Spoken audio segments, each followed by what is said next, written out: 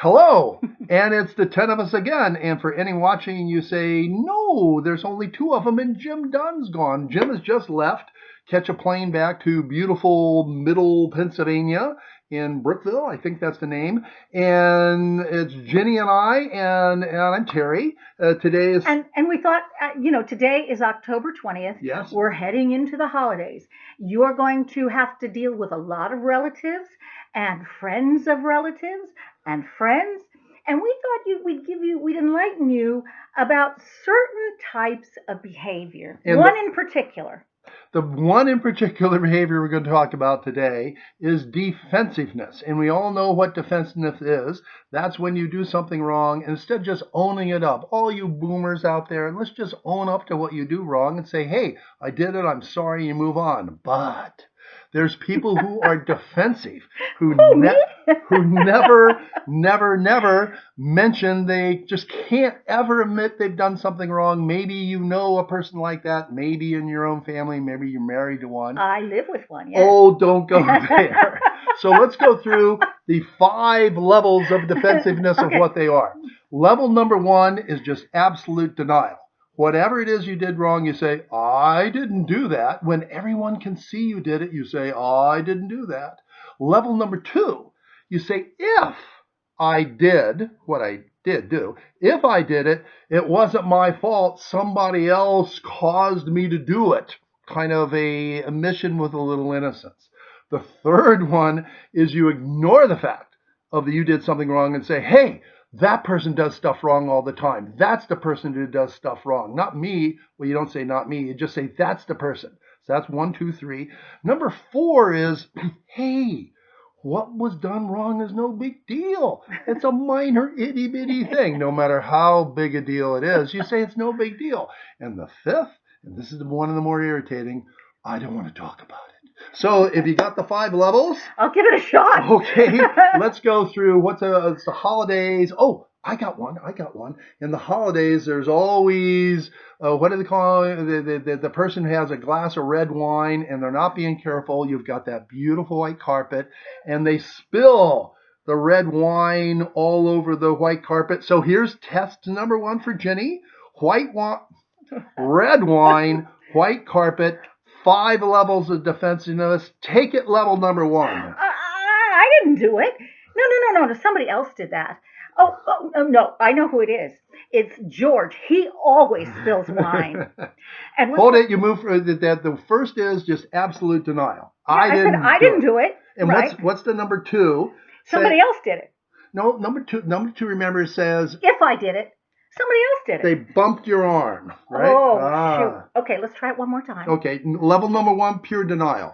I didn't do it. Level number 2 is that you say, if I did it, right? Somebody bumped my elbow. Level number 3 is?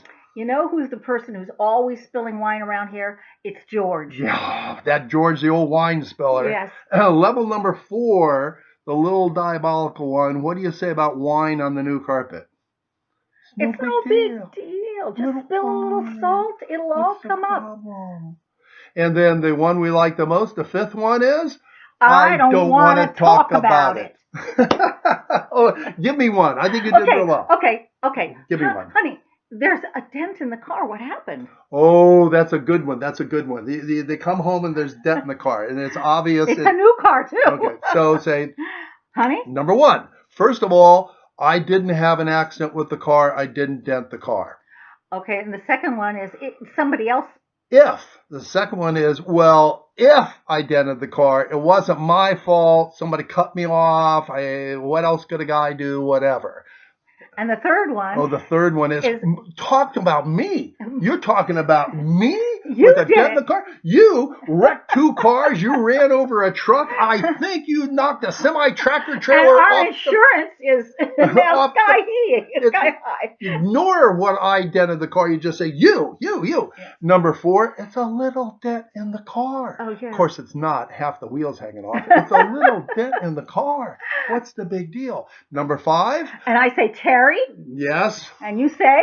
I don't want to talk about it. There it is. Okay, now we're doing a little bit of humor here, but to bring it a little close to home, that we have the Me Too movement going on, which having a beautiful 16-year-old daughter, Erica, and a wonderful wife, and having lots of important women in my life, as all of us should, the Me Too movement is something we should revere and should be associated with.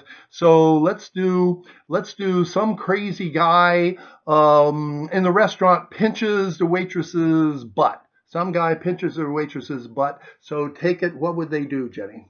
First, they would deny it. Just say, I didn't do it. And second, they'd say somebody else did it if it happened. Second, if it happened, I was just wiggling my fingers and her butt came and got in the way. Okay, if the number 2 is if I did it, somebody else caused it. Right. She backed into my hand. What could a guy do? And number 3? The number three is hold it. That waitress, she grabs guys, hugs them, kisses them. She's really pinches their butts. Yeah. So it's forget anything that I did, and we talk about what the waitress did. Number 4, the most diabolical. You say, the guy pinched a girl's butt. It's no big deal. It's a non-thing. And of course it is. That's why it's so diabolical. And number 5, I don't want to talk about it. So those are, I wish Jim was still with us. I'm sure all of us know somebody in the family, or maybe even someone else we know in our culture that lives and breathes the 5 levels of defensiveness. And the message to our boomer family is, it's not your fault. Yes. Let it go. Yeah. It's about them. It's not about you. So don't engage. And you probably can't change them. So just be able to recognize it and move on and have a good boomer life. So without Jim as a tag to our October 20th talk show, we say bye from the boomers. Bye from New York. And remember the 5 levels.